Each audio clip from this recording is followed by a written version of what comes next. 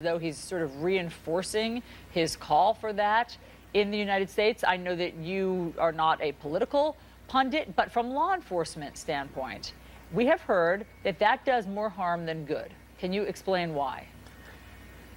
Look, we have an adversary, that is ISIS and its predecessor, al-Qaeda, who have a simple goal. They want to portray themselves among potential followers as peers with us. On the military battlefield, on the political battlefield, they want to draw us in to a fight so they can tell the rest of the Islamic world who doesn't believe in them, hey, the Americans are our enemies. They invaded Iraq. They are in Syria. They're bombing our civilians. We are your defenders.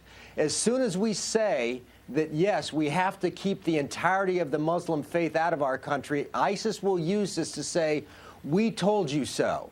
We are the protectors. We are the only adversary fighting these people. Please align with us. We can't allow them to have what they want. That is a fight of civilizations. That's the Muslim world against the Christian world. It's not a political statement. It's a statement from me with a simple purpose. Don't give the enemy what they want, Allison. It's as simple as that. Right, but it's a little bit of a feel-good policy here. People feel safe when they believe they're being kept insulated from the threat, which leads to the question, how big is the threat? How many people are there like this guy, if you categorize him as someone who is known, who's trying to get into the bad game, and who winds up being in the radar of the authorities?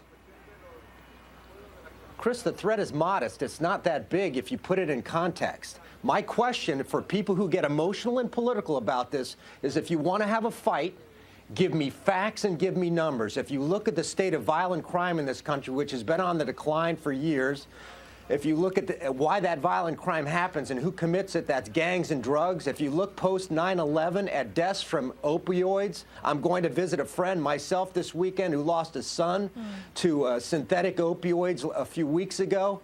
Those deaths in inner city America dwarf what happens with terrorism. We will get more terrorism in this country, and my question would be, do you want to look at those incidents in isolation, or do you want to ask, what is a threat